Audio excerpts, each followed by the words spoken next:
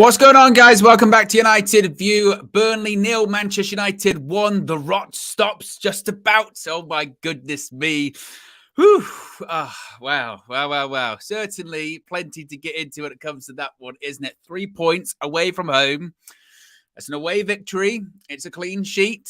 It's, again, stopping the rot of Manchester United, so we'll take it. I mean, I'm not going to come on here and say, we're going to wax lyrical about the performance or anything like that, because it was a tough watch at times. Absolutely a tough watch. And you saw, I think, a United side that is just bereft of confidence, uncertain. It's far from perfect by any stretch of the imagination. It's far from perfect. You're not going to come in. We're not going to come in this evening and say United played Burnley off the park or anything like that. It was tough. Absolutely, it was tough. But a win is a win. And had we been facing maybe different opposition, would have been a bit different. I think maybe so. But we did what we needed to do. And you've got to start with Jonny Evans. Oh my goodness me!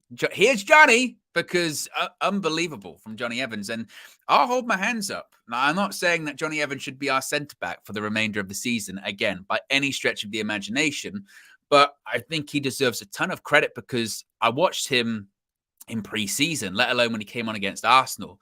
But I watched him in pre-season, and when it started to come out that actually, he might stay and he might get a contract for a year, I thought, because from what I saw in pre-season, I thought his legs had gone. I really, really did. I watched him against Wrexham, watched him in a couple of the other pre-season games, and thought, man, this guy is he can't keep up anymore.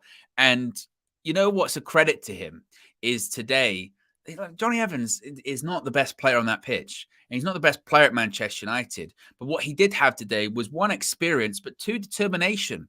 He stood up when it matters, and we needed leaders. How often have we spoken about this season when the going gets tough in trying circumstances or trying situations? Where do the senior players go? They vanish. Poof, they're gone. It's like a magic trick, and we're walking around. It's like David Copperfield, and we're going, where did they go? Where did the likes of Bruno and Rashford, where did they go in these big games? Jonny Evans, they stood up.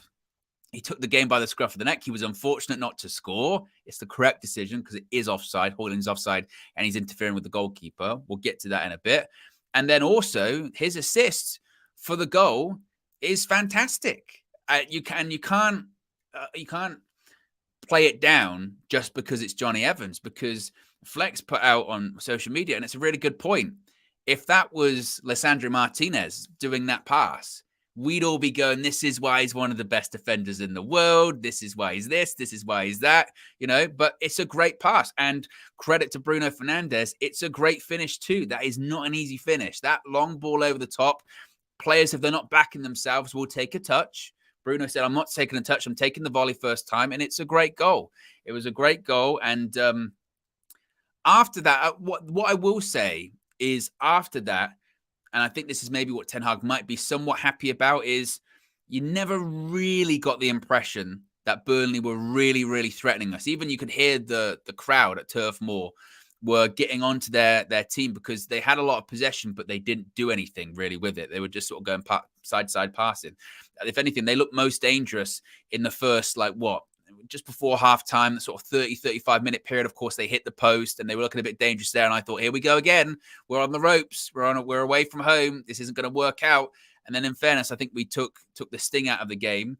And as I mentioned, it's not this. And this is what's strange about this, is because people, when you say that you're happy your team won. Imagine that you're happy your team won. People will point out and go, oh, how the mighty have fallen. You're celebrating an away victory at Burnley. When we haven't won in 4 games, yes, I am, because I'm just having my team won at this point. And no, we're not at our best moment at the moment. And as I mentioned, if we had played a lot of other Premier League teams today, we would have really struggled still. But that's for another day. What's for right now is getting points on the board. It's also building momentum. You have to start somewhere. And we mentioned that today was anything less than a win was almost catastrophic, realistically. And that's indeed what we did. Was it perfect? No. Are there players that I think didn't play particularly well? Yes, we'll get into them. Was I completely sold of Erik ten Hag today as well at certain points? He took ages to do substitutions. When did he wait till 85th minute or something like that?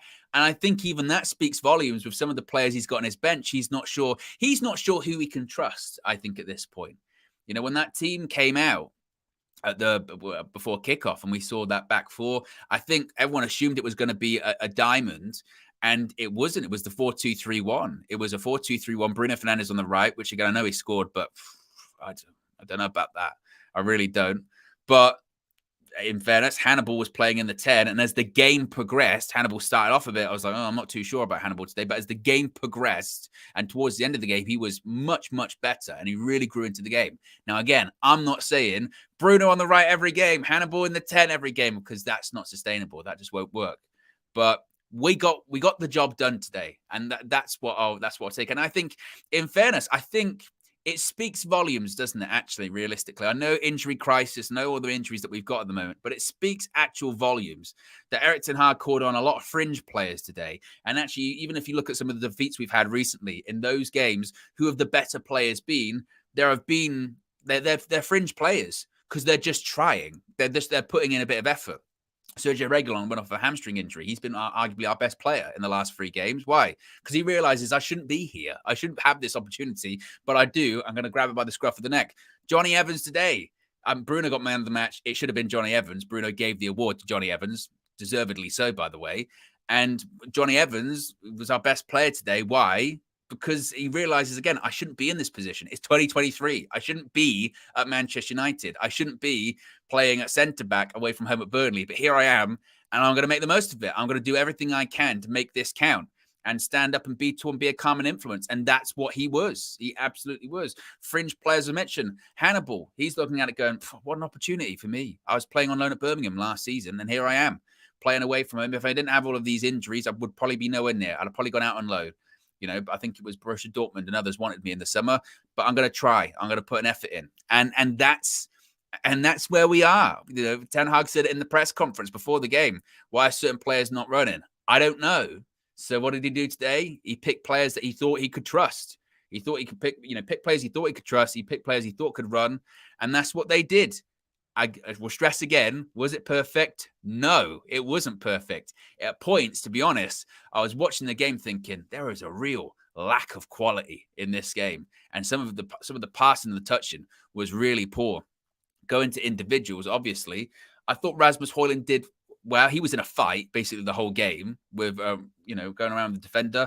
Marcus Rashford, his decision-making, and what's baffling with Rashford, it's not even if today, it wasn't even if he was being selfish all the time. He wasn't like he's been selfish all the time. It's more like, because a couple of times he did try to find Højlund, but they were the wrong times to try and find Højlund. They were the times that he should have actually gone past player or shot. And it's just decision making, or it's the touch. And I'm like, Rashford. McTominay today, I don't know, like if he even won a successful duel. I think he had more fouls in the game or anything like that. So there was a real lack of quality at points in the game. But that's two sides that are bang out of form playing Premier League football. And I know that you're playing away at a newly promoted side. And I think it does speak volumes where United are at the moment. But yes, that's kind of my thoughts on it. John Doe says, is this a call-in, Owen, or is it just a post-match breakdown chat? I mean, this is how it works, John. I mean, it's always a bit at the start. Callers come in. I can see them all there. They're waiting. The link's on the community tab for members exclusive only. John, very, very anonymous, John, literally. John Doe. What they call dead people. And that's his dead comment from John. Unbelievable.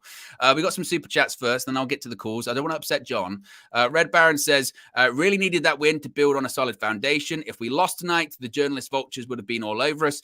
The thing is with that, you're absolutely right, Red Baron, but they'll be over us anyway at this point, right? It will still not be good enough. It will still be United in crisis and all this kind of stuff.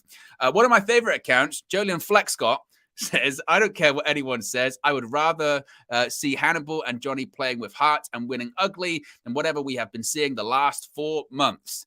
And I think, again, there's a credit to Jonny Evans and Hannibal as well. Again, I think they just goes to show, grit, determination, try. Matari says, I reckon Amra could play centre back at least temporarily. Too good to leave on the bench and brings more testosterone to this timid team. Testosterone. I think with Amrabat, obviously he had I think a late fitness test, came on, played fullback. That defense at the end, like in terms of people in certain positions, is a mess. Reguilon's got off of a hamstring injury. I don't know what that back four is going to look like moving forward, because we've got 3 fullbacks out injured at this point. Oh dear. I mean, it was a back four that ended up with, Evans went off, but at one, what was it? It was Amrabat at left back, Varane, Lindelof, Dallo. But at one point, it was Lindelof at left back, I think, and Evans and Varane on. It was, and I hope it's not too bad. But I do think Amrabat will play more. Obviously, it was just fitness and build him in. They said on commentary, it's his first game since the Europa Conference League final. That's a long time. It's a really long time ago. And King Stash says, fringe and youth players carrying us right now. We need more players to step up when given chances. We were composed and disciplined. We deserved the win. So there you go. Let's go to some of the calls. Oh, actually, I've got one more super chat before I go to the calls. Jan says, Marcus is consistent again. Consistent bad decisions. Marcus Rashford still just looks off the pace, doesn't he? Really does. Let's go to the calls, though. Let's start off. Let's go to Amanor. Amanor, what were your thoughts on the game? Happy that we won? Let me know your thoughts. Hi, Owen.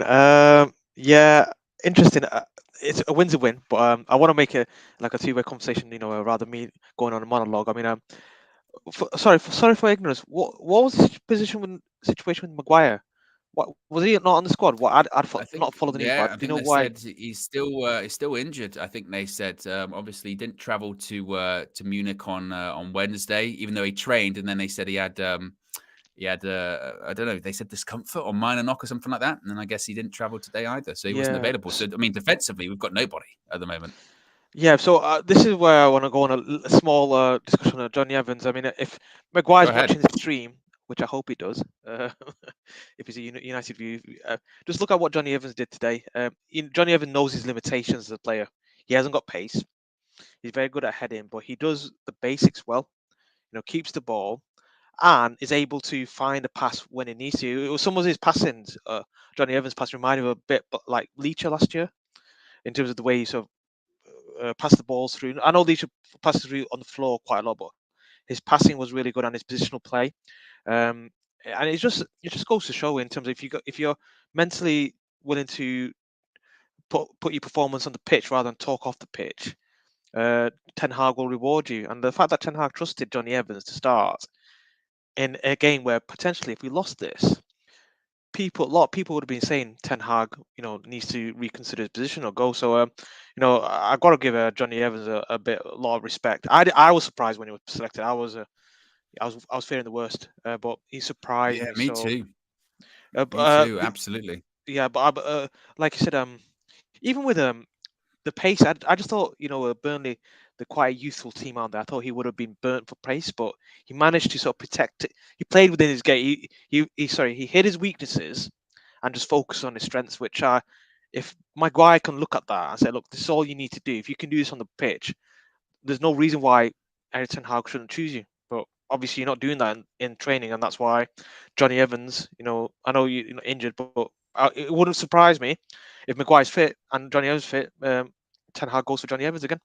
Would not surprise me at all. Yeah, I don't disagree with you now, because like you said, it's about performances. I think KG said it really well during the match view right at the end when they were wrapping things up, and he said he'd point to not only just people like Maguire, but also people like Jadon Sancho and others.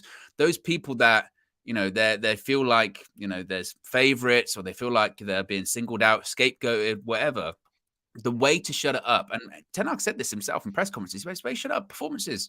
When you get an opportunity, even if it's a small one, make a difference. Make a difference. Yeah. Be solid. And at Man United, but making a difference isn't just coming on and just playing your part. It's contribute. Like Jonny Evans, he's got no business getting assists today. No. And he scored a goal. And he scored a goal which was offside. Yeah. Exactly. So contrast that to somebody who should be following Jonny Evans, Scott McTominay. I mean, I was watching him specifically today, thinking, okay, come on, Scott. let me see what you got. You know, the manager tried to sell you. You didn't go. Whatever. This is your time to shine. You tend to do well against teams like Leeds and Burnley, but he was just ghost. I genuinely can't remember a positive thing that Scott McTominay did in that match. Maybe being overzealous here, but can you think of anything in that match where you thought Scott McTominay, yes, he warranted? No, like I said, I was watching it and I thought, because I think a lot of people had their eye on him, particularly because of the clip against Bayern, you know, where he doesn't really track back. I think everyone thought, right, we're having a look at him. And he struggled. I think the only thing he did was just foul players today, realistically. I thought he didn't really progress the ball. Yeah, he struggled in his duels as well. I don't think he won any like successful duels. I think he just fouled people. It wasn't pretty from him at all. And there is such a contrast between his form like domestically and internationally. It's like two different players at this point. I saw a clip. I don't know if you remember this, Johnny. Owen, there was a clip in the match. Jonny Evans passed to him, and McTominay received it, and he didn't know what to do. And Jonny Evans was having a go at him, just saying, you know, you need to look, you know, position yourself better. So, yeah, I can see why.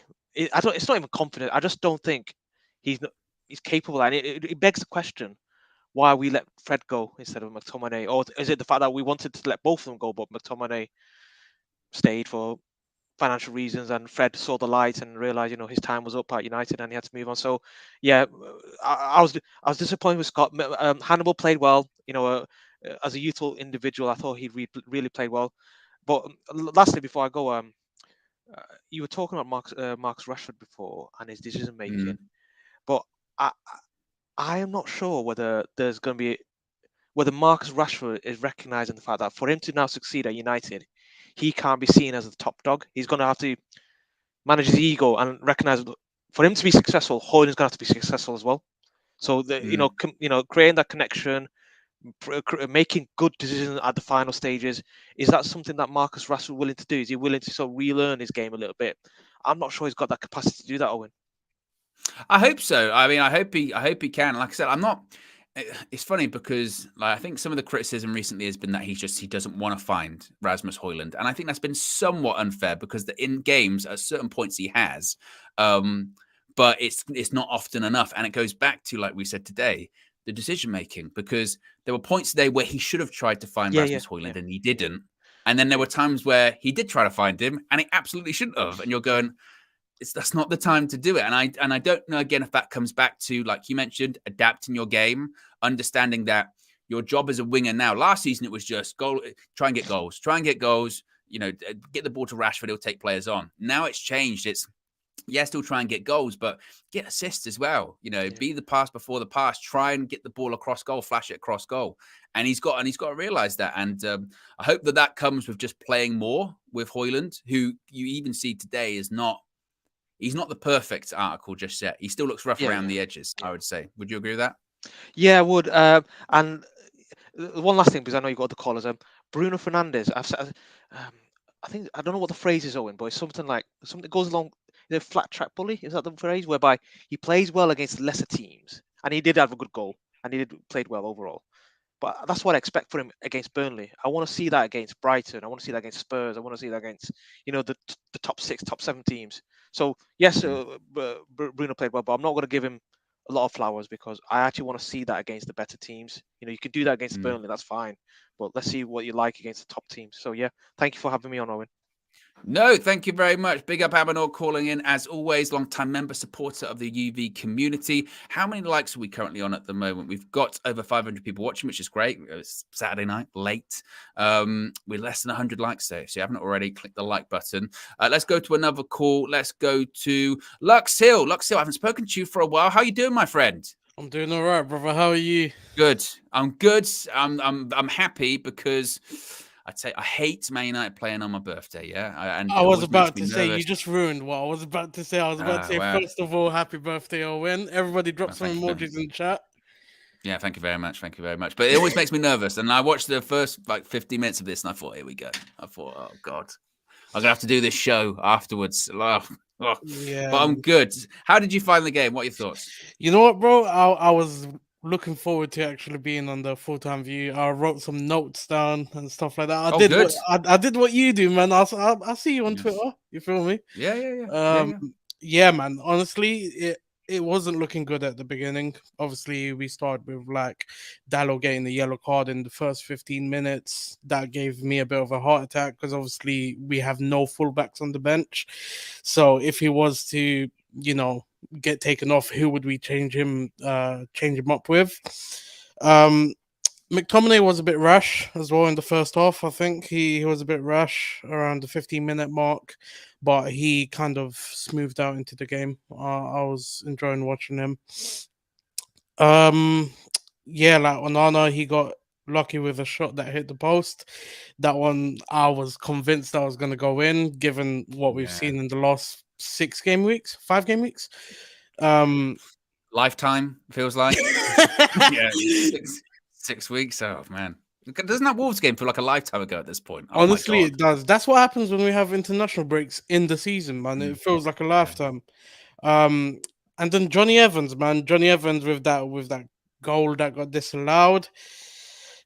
And I have a question. You see, with it being disallowed, did the same thing not happen to us in the game versus Arsenal, where Onana's vision was blocked by Gabriel, I believe? I don't know with that one. What I definitely recall, and I put this on social media, is it's not exactly the same because the proximity to the keeper isn't there, but it's the same principle in that disturbing the line of vision is that goal at the Etihad, Man City versus Fulham, the one that the referees then came out after the fact and said, "Oh yeah, we got it wrong." And you go, "Well, yeah, suddenly you can get it right in our games, though, can't you?" When it comes to City, we got that one wrong, didn't we? It's just there's a song, there's no consistency. There's a song. It's cool when they do it. It's a problem when I do it, and that just applies to United all the time. It's cool when everybody else does it, but it's a problem when we do it, isn't it? So that's it's a problem. That's one of the downsides of being a United supporter. Everybody's always going to be like, "Oh, you shouldn't be complaining," blah blah blah blah. But come on, man. Like if somebody else had the same situation, they would get away with it. The goal by Bruno, jeez. Man, that was. Listen, the scream I let out, I'm convinced my neighbors didn't knock on my door. You suddenly saw crime scene tape start getting put up outside. You know, one of those ones. They go, "It must be a murder in there." Bro, it's Jonny Evans giving an assist to Bruno. Like, it's 2023. Do you know how crazy that sounds coming out of my mouth? I know, it's crazy, isn't it? It's crazy. And you know what that is? That goal, and honestly, that man of the match performance is Glazonomics. That's what that is. That is Glazonomics in a nutshell. Jonny Evans, it might work away at Burnley. You know what I mean? I was thinking about this, bro. Like, it literally is Glazonomics because it solves what Ten Hag needed in a sense, which was another centre back, but it was free. So everybody wins in that situation. Well, obviously, us as fans, we don't really want Jonny Evans, but it was a win-win in terms of the manager and the owners. But second half, honestly, it wasn't really all that exciting. We didn't see much. I feel like Ten Hag, when he went into the dressing room, he gave them a good talk and let them know that this is still in their hands because this is probably the first game that we've had where we weren't down after the first half. Yeah. So a positive halftime talk definitely. I feel like that got into their heads, and we saw the game out, man. And I'm really happy. Like, it wasn't pretty. It definitely wasn't pretty, but 3 points is what we needed, and 3 points is what we have, isn't it? Yeah, absolutely. Well, what do you think it says, though? I mentioned this earlier on. What do you think it says that in a game which we're going into it, you haven't won in like 4 games, we're struggling, there's no confidence, and some of your best players are Jonny Evans, Hannibal, Reguilon, who went off with injury. Like, what does that say about the mentality of maybe some of those bigger players that have been struggling this season? You know what, bro? Throughout the start of the season, the teams looked short of confidence. Like, they look like they have zero confidence. And I can't lie, I've got one thing that I can only blame that on. It's the fact that the players that they want to and need to play with to get the best out of themselves are injured or suspended. And that has an effect on the team. Where, like, I know people say, look, like, they get paid enough to play with whoever the manager picks, but when you have quality players, on the pitch with you, it's going to rub off on you. And when you've got people like, no offense to Jonny Evans, but players like Jonny Evans and a youth team player like Hannibal, it's hard. I will say it does seem like it's hard for them, because it's like you're literally patching it up with bandages, hoping for the best. And the last couple of games that we've seen where United haven't looked up to par is because of the fact that we've got injuries. So I'm just hoping and praying that, this injury crisis that we're going through, it gets fixed. Everybody comes back fit soon. I want to say the next 2 or 3 weeks, I'm hoping, with players like Mount, players like Cobby. I've seen Cobby is on the pitch, on the training pitch. So I'm looking forward to seeing everybody come back, because that is going to be a whole different United team to what we've seen for the last 6 game weeks, isn't it? Yeah, I hope so. I really, really hope so. I think we said it before, isn't it, that this run of games now until the end of October when we got City, we need to do just what we did after the World Cup last year, which was the games we had where they were all winnable and we should be winning those games. But when you get to the end of it and you have won them all, suddenly you've got this momentum that you didn't have previously, and I think that's what we've got to get. I mean, I don't think people can overlook just how bereft of confidence and how in poor form that United team is. So to get a result, to get a clean sheet before the game, put it this way: if we'd have said got a away win, clean sheet, you'd have been absolutely yes. That's what it's like. What did you hope the scoreline would have been, and what did you know? I had no idea. I had no idea. Honestly, I thought I genuinely don't know what to expect. I think because this isn't like people talk about our away record, but this isn't like when we play away against sort of the top 6 or top half teams. Because, for instance, at the end of last season, we played Bournemouth away, right? And we won that game. And it was a bit similar to today, really, where you go, quality wasn't really there. 1-0. I think it was 1-0. 1-0. And you go, we can beat those sort of not very good teams away from home, and particularly ones that don't have quality. Burnley can't really score. Bournemouth couldn't really score. We're all right in those games, but I just thought factoring some of the confidence that we don't have at the moment, I had no idea what to expect. And then when I saw the team sheet come out, I thought it's not going to look good. It's not going to look Honestly, good. put it like this, man. Look at the bright side. For the first time in like 6 game weeks, we're in the top half of the table, and I know that's shameless, but. Listen, we got to take what we can get from this, and I'm just looking at the games that we have until City, like you said, and it's not looking that bad. Honestly, it's not looking that bad. We got 2 games against Palace, Galatasaray, Brentford, Sheffield, Copenhagen, and then City. And I can't lie, we could get some points off that, but I'm looking forward to it, man. Honestly, yeah. We hope so. I hope so. Anyway, big up, Luxil. Appreciate Happy you calling birthday in. again, And thank you very much for the birthday wishes. Thank you to the chat for all the birthday wishes as well. I won't reveal my age because I'm about 90 years old, actually, as well. Jesus So I Christ. appreciate that as well. Yeah. See you later, bro. See you later, mate. So there you go. You got some super chats here. Amanor, but with a super chat, says, happy birthday, Owen. Hope KG gets you a Dutty Gow. Well, I'm still not sure what that is. I believe I've done my research, actually. I believe through my deductions, through my sort of extensive research, I've read some papers on this by scholars, and I think I know what it is now. I believe it's some kind of foreign dish. I couldn't tell you exactly what it is, but I believe that's what it is. I mean, if I'm wrong, you can let me know. That's kind of my research on it. My style advisor, I know it's not, by the way. My style advisor says, happy birthday, my boy Owen. Have a great night. Thank you very much for the birthday wishes from my style advisor as well. Let's go to another call. Let's go to Lucas Chan. Lucas, we got there in the end. We said we were going to chat, and we said hopefully we're going to be chatting after a victory, and we got one. How you feeling? Oh, I'm feeling very good, Owen. Happy birthday to you, first of all. At least you Thank you very much. Thank you very much. Victory. But yes, indeed. No, defensively, I was actually really happy with how the team did defensively. It just felt like the last few games we've been getting carved up between defense and midfield. And today, there's only one chance, and they hit the post with that one. But I felt really comfortable. KG and Steph were sweating at that during the match. KG was pacing, wasn't he? He couldn't sit down. He was standing up. I was actually really relaxed. I was like, I don't think they're gonna score. I just didn't feel like they were gonna score. To me, I felt pretty relaxed. I just thought we would catch them on the break, maybe get a second. But the game looked good. looked a lot better, like for what we needed. Like, it's just what we needed. We needed that 1-0 win, clean sheet, just the win column, just get the heat off the kind of team, kind of like now put the spotlight on Chelsea, see if they can get a win or something like that, because Chelsea's got Aston Villa.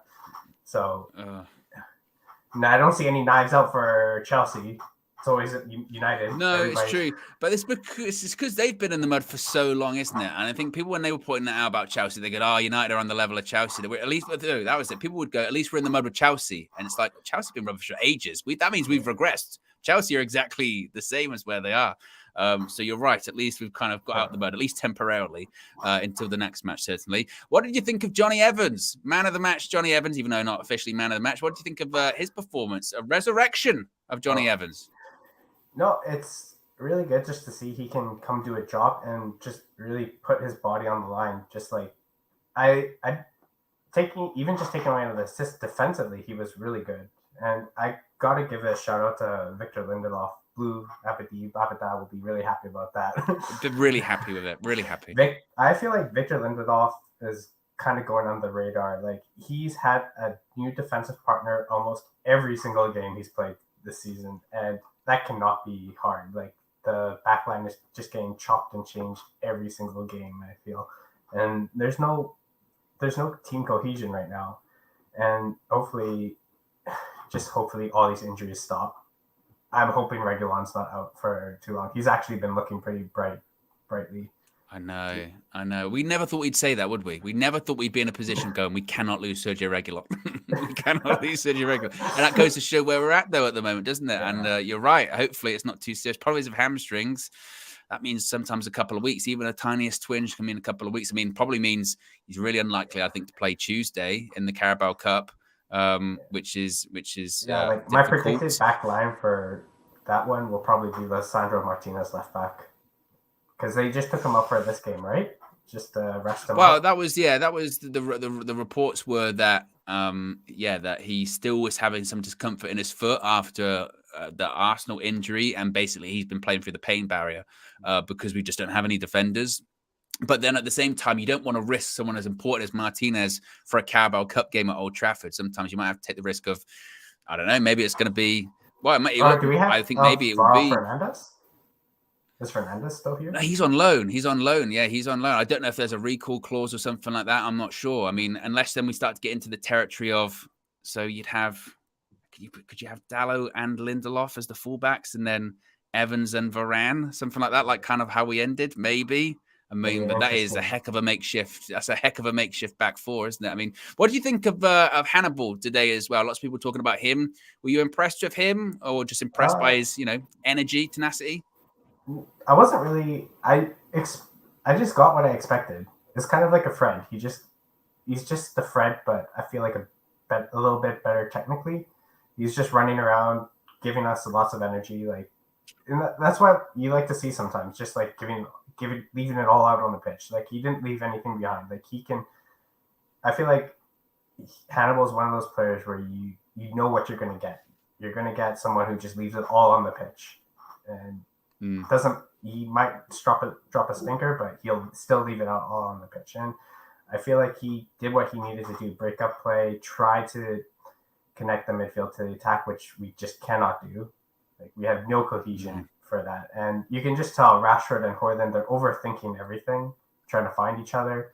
It's no fluidity yet, and hopefully that's just going to come within time. Just a few more weeks on the training ground, and just a bit more confidence, and everybody should be hopefully flowing really, really, really well. But it was a pretty good performance overall. But I was kind of upset that Ten Hag went after my boy Alphonso Davies, saying he's not a very good defender. Yeah, I know. He said that the other day, didn't he? He said he's not a good defender, And no, I understand why he said that. Yeah, he did certainly there as well. Finally, before we get to another call, Bruno gets the goal today. What did you make of the performance from the captain? Were you happy with it? I mean, he started out on the right once again, which means he doesn't really tend to get that involved. What did you think about Bruno? Great finish. Oh, what a screamer. But just a very quiet game from him. I didn't see him try much. I don't know. didn't feel like he got on the ball a lot, or when he did, someone else would lose it right away. Like he would do the pass, and then it looked like we were about to open up, and then we would just kind of fumble it. And it's just right now the attack just no fluidity at all. Right now, there's no patterns of play at all, and right now it's actually looking like volleyball. Like, to be honest, right now, yeah, it is kind of moments, isn't it? Realistically, you know, it's kind of moments. There's not patterns. A lot of patterns of play. Yeah, you're absolutely right. There's no sort of patterns of play. Yeah, but we didn't get our 20 minutes that we usually do. We usually get that 20 minutes of good patterns of play, but this game we didn't get any. That was kind of spread across the 90, wasn't it? It was 20 minutes across 90 minutes, where you'd have a minute here, a minute there, and you go, oh, that's pretty good. 2 minutes here. I probably added up to about 20 or 15, maybe. Yeah. But you're right. Wasn't at the beginning, wasn't at the end. It was just kind of spread across. It was just kind of spread across. But look, we'll take it. Yeah. 3 points on the board, away win, clean sheet, no problem. Exactly. So there you go. Big up Lucas Chan for calling in, as always. Long-time member, long-time supporter. Appreciate you, and appreciate the happy birthday as well. We've got a super chat here from DN Vlog. Says, can anyone join the stream? Anyone can, if you're a member. So you can do so by clicking the link in the video description below. It's also the pinned comment in the live chat. You get your badges, you get your emojis. You get your exclusive members-only content as well, such as UV's Raw. Apparently, new episodes are coming soon. Who knows? But one of the biggest perks, if not the biggest one, is that you can call in to the full-time view after this. And if you are a member and you do want to call in, the link to how to call in, it's on the community tab on the YouTube channel page. So go there. There's a link there. You click there. You come in. You have a chat. You get to say what you think about the game, good, bad, or indifferent. So there you go. How many likes are we currently on at the moment as well? We're currently at 141. We can get to 200. Easy. We can absolutely get to 200. Let's get to another call. Let's go to Charles. Now, I believe, Charles, were you the last time talking about Donny van der Beek to get in? Yeah, before you cut me off for no reason. Yes. But, first of all, happy birthday. Happy birthday. Thank you very much. And if you had let me finish, I was going to say he could at least be on the bench. Our bench was Dan Gore and some other guy. Fast forward how many days he's on the bench. So, yes, point made, but like you guys didn't hear it. Moving on to today, I don't even know. I mean, Hannibal surprised me with his quality. So it's a quite damning analysis, that Charles. I fell asleep twice, and I don't know. Like, the game was. I was just happy at least we went back to what we knew, like from last season, 4-2-3-1, counter. Like, it was, you could tell the players knew what they were doing. We weren't just getting cut open like we used to for the past 6 games. So I'll take it. Like, we needed the win. We got the 3 points. I don't know how McTominay played, but that's a fight for another day, Fair, no, I do agree. I think that I'd love to know what his specific stats were coming out of that game, because I don't know if, like I said, he won a single duel. I know he committed fouls. I know that, but I don't know how many passes he completed. He felt like a body there at times, realistically. And I didn't notice him, though. For the second half, I didn't notice McTominay. Like, there were moments when I woke up and I thought I saw, what's his name, Amrabat playing. But nope, it was Scott. I heard his name like somewhere or something. I don't know. The game was pretty much dead. I'm just happy that like the way he said you woke up. You woke up when so is Amrabat played? He did come on at the end of the game. He played. Yeah, he got the customary 3 minutes. The Ten Hag minutes. I don't know. I kind of feel for Pellistri. I feel for the kid. It's tough. It's tough, but we needed a win. Like, he had to hold it. He really had to. But you see, Rashford, yeah. Correct me if I'm wrong, but I've heard like people speak. This was a bad game, though. It was for Rashford. I agree. I agree. It was more the same, I was expecting to wake up, you see the customary Rashford assist, the Rashford goal, but no, it was dead. Even for Rashford, like, games like this is where, he does the moments. This is where Rashford FC, they come to feast, Burnley away, they haven't won a single game. Rashford steps up, 2 goals, everybody is back to but today, somebody told me he was world class. Who was his fullback? Did he get I don't even know. any change from the fullback? But he's world class. I mean, okay, I'll, I don't know. That's just the game.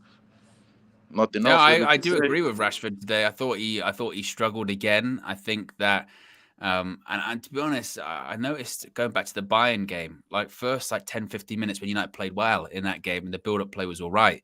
The ball come into him, it just bounced off him. And I thought, well, today hopefully we'll see a bit more of that. And it was kind of, like I said, more of the same. He just looks like last season and he scored all those great goals. You kind of just felt that he had so much confidence. I mean, maybe it was just a complete, purple Yeah, patch. he But seems like he just looks lost at the moment. He looks so lost of confidence, and it does feel like he's second guessing everything as well. Now, everything he does, he's second guessing.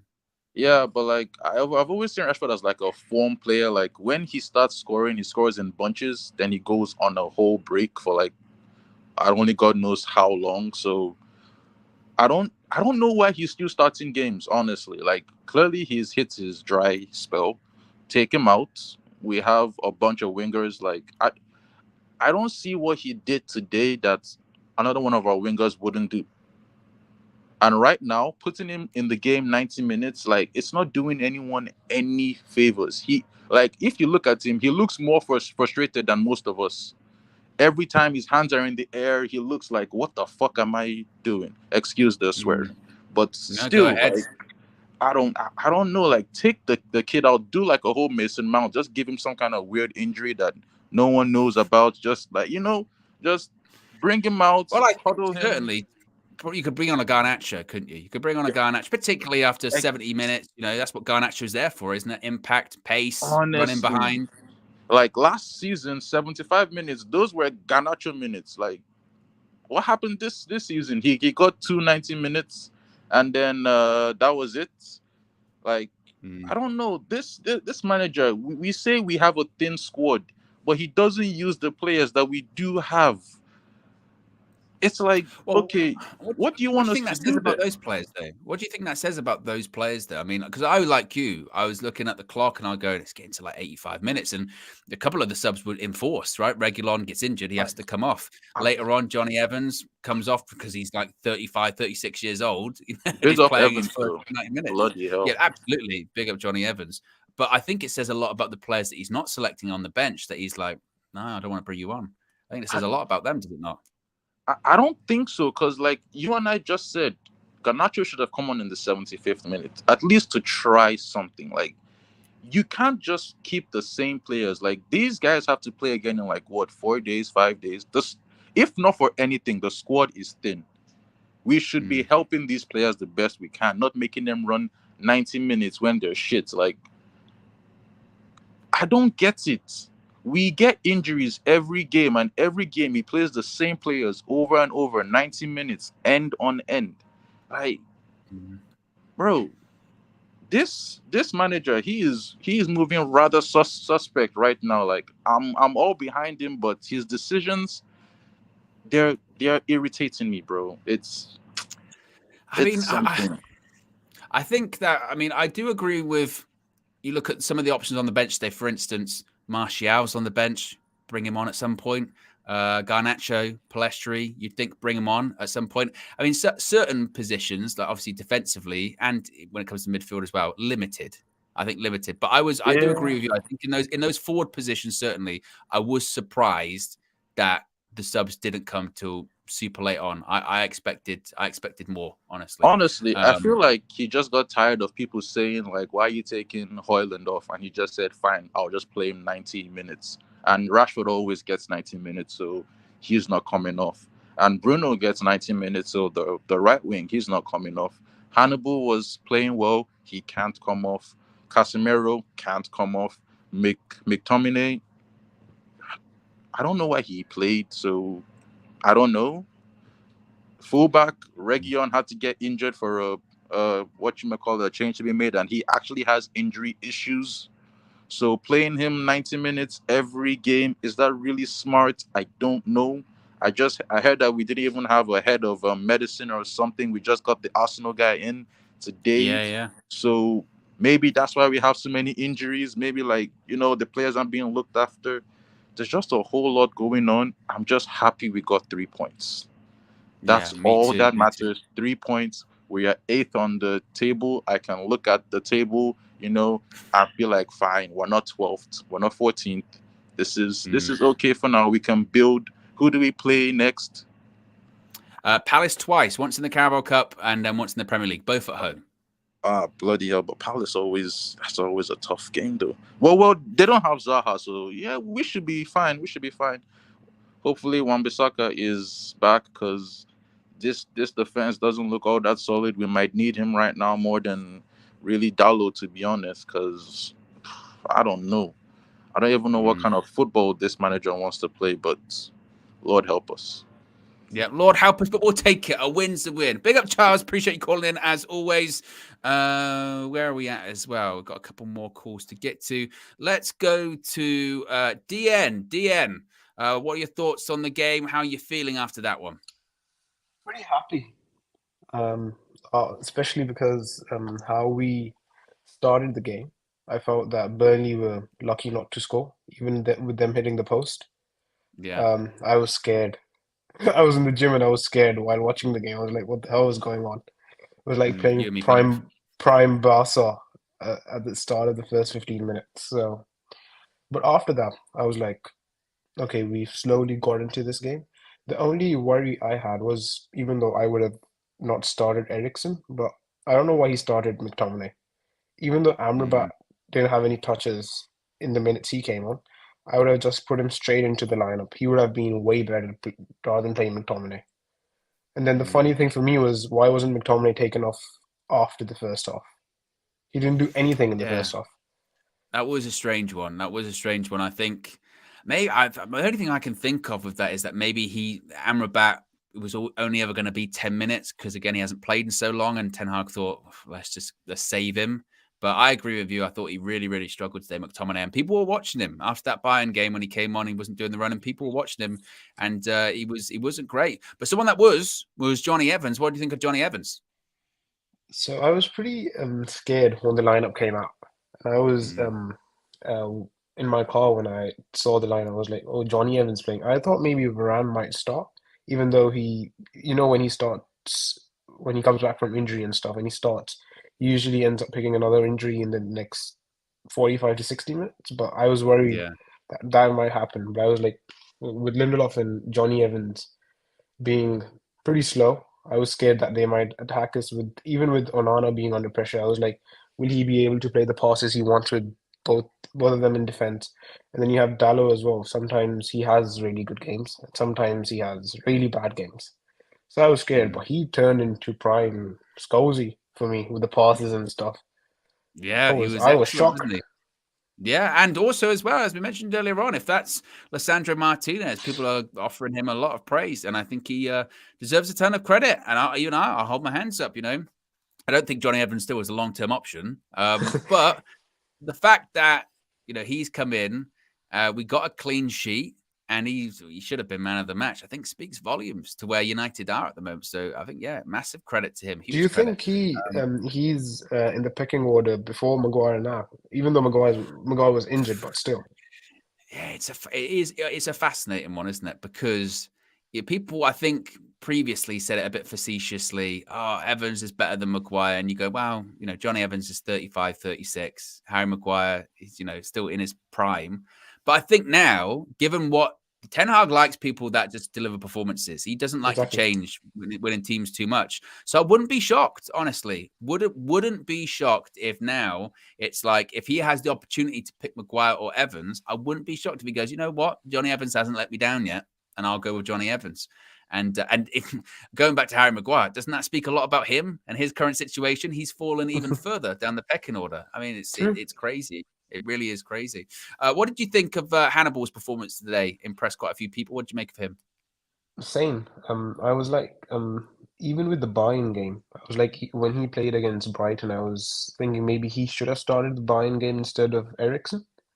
Because the only issue with Eriksen is he doesn't have any legs. So you're playing with 10 men. in reality. So I thought Hannibal might have started that game as well, but today he impressed me. He was like, he's a guy that we need to invest in. The only issue I had with is when Ten Hag's giving Hannibal so many minutes now, why he's not giving Garnacho minutes? That's true. I mean, probably because senior players are available in those positions, right? The concern I suppose you can have about Garnacho is that it's Marcus Rashford's spot. You know what I mean? It's Marcus Rashford's spot, and it's going to be difficult for him to get that because Rashford's a senior guy, and that's that's just got a new contract as well. But I know I do agree with you when it comes to that. Finally, before I get to another call, is this the beginning of a bit of a run? Do you think for United, can we build some momentum? Hopefully, with my prediction is we need to get 4 out of the 4 games other than Bayern, the UCL, we need to get 10 points. It means 3 wins and a draw. And in the league, the next games before City, I think we have 3. We need to win all of them. So when we go to face City on the 29th, we have at least 15 points in the bag. Yeah. So we're in such a stage, we're probably 5th or 6th. So we can go easily above, as well as because now the pressure's on Ten Hag in the sense he'll have most of his players back. He has Varane back. He has Amrabat back. He'll probably have Mount back by next weekend. He'll probably have Lisandro Martinez back as well. So that's his first 11 that he wants. So let's see what he does. I'm fully backing him. I hope he does well. But the only issue I have now is, do you think we made a big mistake by not selling McTominay in the transfer window, even though we got a 30 million bid? Yeah, I mean, at the time, again, I'll hold my hands up. At the time, I was of the mindset of negotiate, get more, because at the time, I still said you can get more for McTominay in that market, and I still think you probably could. But then I guess what I didn't anticipate is United cannot negotiate. I mean, I gave, I guess, the negotiators way too much credit for that. And in retrospect, had they not been there, they would have been much better options than having, Harry Maguire and Scott McTominay that are way down the pecking order, certainly. So, absolutely, I would have, in retrospect, should have accepted that offer. Exactly. True. Indeed.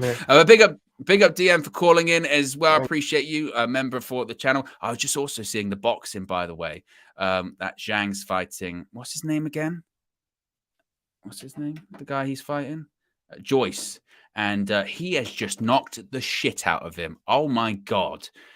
Chat shit, get zhanged. Quite literally. Vicious. Absolutely vicious. And it's, again, I watched the first fight and it was a bit more, a bit more technical than that. And I literally just turned to my left here and went, the guy's on the floor. And got back up and, and he's done. Oof. Nasty stuff. Let's go to the final call. Joe Blackwood. Joe. Yo. What you saying, bro? You good? I'm good. 3 points. Clean sheet away from home. It wasn't pretty, but we got there in the end. That's the most important thing, right? It wasn't pretty, but you know what, bro? I'll have to say this. I prefer that performance over all the other performances that we've had so far. Yeah. Only because, like you said, it was stretched out over the 90 minutes. Do you know that little 20 minutes that we have? It felt like you said, it was stretched out over the 20 minutes. And I think we need to do that rather than dropping our heads. Because there were points in that game where we could have dropped our heads. And I was expecting it, but it didn't come. Yeah. And maybe it's the personnel that's on the pitch. I don't know. But definitely, I saw a better mentality from the squad at a certain point, because I thought after we scored that goal and it was disallowed, I thought, oh, here we go again. Yeah. But you know what? Yeah. Fair play to them. They kept their head.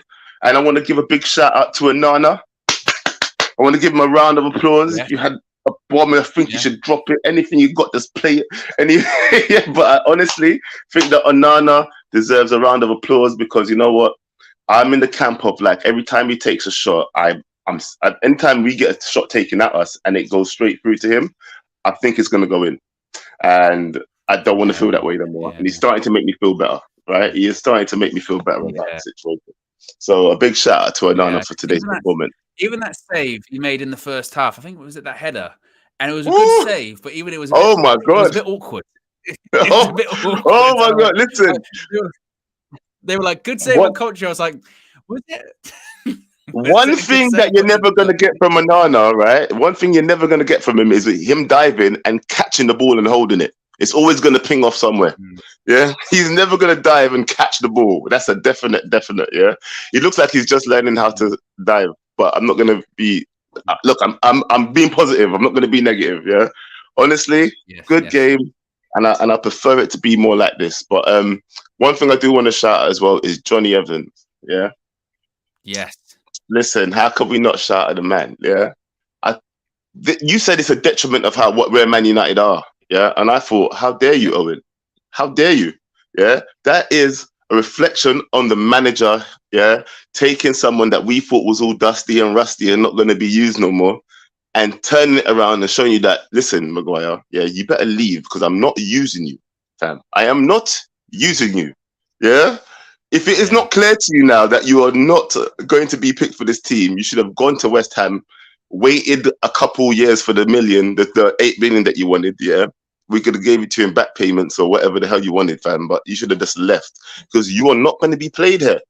Yeah, and if Jonny Evans starting in front of you doesn't show you that, boy, it's not even that. He's starting ahead of him, and Maguire injured, whatever. But like, starts ahead of him. He gets an assist. When was the last time Maguire got an assist? He scored a header from a corner. I can't remember the last time Maguire would have scored a header from a corner. It might be away from home. Don't even get me started on that corner, right? Because do you know what, bro? Honestly, that's a goal. How many times did we see Liverpool's goalkeeper get bullied like that by Antonio? Like, how many seasons ago when it was COVID times? Yeah. Antonio used to back up into him and he used to push Antonio, used to get vexed. Every time a corner used to come in, the Liverpool goalkeeper, Alisson, used to be under threat, right? Because he doesn't like getting bullied. Yeah, he used to be pushing defenders, pushing attackers out of the way because they always... a player can stand where they want to stand, yeah? If he moves out of the way before the ball comes in, he's not offside. This is the whole reason the rule came in play in the first place. I don't care what anybody wants to say. That was not. I don't care. They say it's interfering with play, or was it blocking the goalkeeper's line of vision? And I give two craps. How many times did no goalkeepers get bullied like that all the time? Anytime it's Man United, it's always a problem. I understand though that I would say, well, if he's in the line of the goalkeeper's vision, then why is the goalkeeper getting involved with him? Because the goalkeeper getting involved with him, you know what I mean?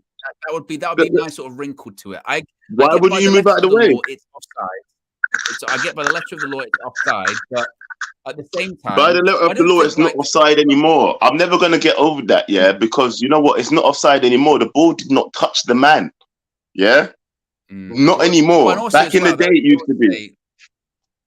It'll be like if the player was like blocking. Let's say it goes in, the keeper's like, I had no idea that went in because I didn't see the ball. Then you would go, okay. But he clearly sees it. Like he sees the ball. And I don't think like Rasmus Højlund doesn't stop the goalkeeper saving that as well. Like it's another thing like, oh, goalkeeper would have saved that if Rasmus Højlund was involved in that. But no, he literally moved out of the way, put his hands up in the air and said, excuse me, sorry.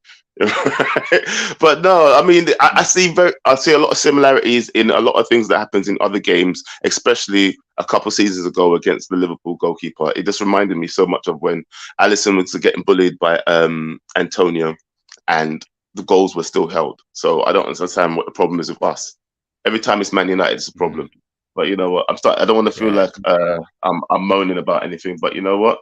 Some of these decisions that go against us sometimes, I have to hold my hand up and say, you know what, it's not clear and cut decisions for you to be getting involved in the first place. Yeah, I mean that's an opposition fans will tell us all the time. You get all the decisions. Well, no, I don't see that this season. Yeah, they go, yeah, what about that Wolves one? Okay, that's one. We paid for it since then. I mean, we've had a VAR in every game against. Well, you know what? Yeah, look, all I have to say to people is like, you know what, people. Give Ten Hag the credit that he deserves, because a lot of people were moaning about when we saw Evans and Maguire together. Listen, the only person I don't want to see on the pitch anymore is Maguire. Yeah, I'll even give Scott McTominay a chance. Yeah, but right now, respect the manager's decisions, bro. We've fallen off for a couple of games, but don't lose faith, people. Keep the faith. Yeah, you got to believe. If I turn my camera on, I'll be pointing to my head.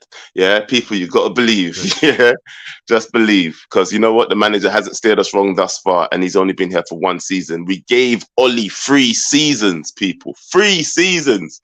Yeah, do not lose faith in this manager, bro. He's only given us good things so far. Yeah, and obviously we can have bad starts. The best manager in the world had bad starts, but we always pull through. That's all I'm going to say. Oh, and also, happy birthday, Owen. Happy birthday. And I told everybody, by the way, that we was going to start winning since Just Josh was a mod again at, on KG's channel. So there you go. The good luck is back. He's a good luck charm, even though he's not Arsenal fan. Just Josh, he is no good luck charm. Let me tell you that for free. But thank you very much. Thank you very much for the birthday wish. Thank you very much for the call, Joe Blackman. Just Josh, he's not, absolutely not. Good luck charm, Josh. Oh, I was having an argument about him over cake today. I can't even bother to go into it. It's the end of the show, but some of the conversations that I have with him, you'd be floored. But there you go, guys. I think I'm quite when it comes to super chats and stuff like that as well.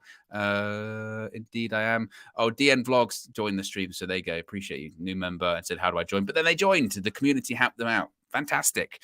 So there you go, guys. If you haven't already, click the like button. Be sure to subscribe, bottom right-hand corner. Remember, you can check out all of the fan views from at Burnley as well. Flex, of course, was there with the aforementioned Josh Media, Graphics Guru, Visual Ninja. Obviously, you can get the fan views from inside UVHQ with KG and the like as well. I'll be live tomorrow morning, 9 a.m. It's always like that after match days. Match day reloaded. And we'll be going through some of the comments, some of the reactions, some of the fan views, and your thoughts as well. What would you've slept on it? Sometimes it's good to sleep on a game and go, actually, thinking about it or watching it back, all that kind of stuff. I've got a different mindset. I've got a different slant on things. So we'll be going through that tomorrow morning as well. Anyway, have a good Saturday, and I'll speak to you again very soon. I'm out of here. Peace.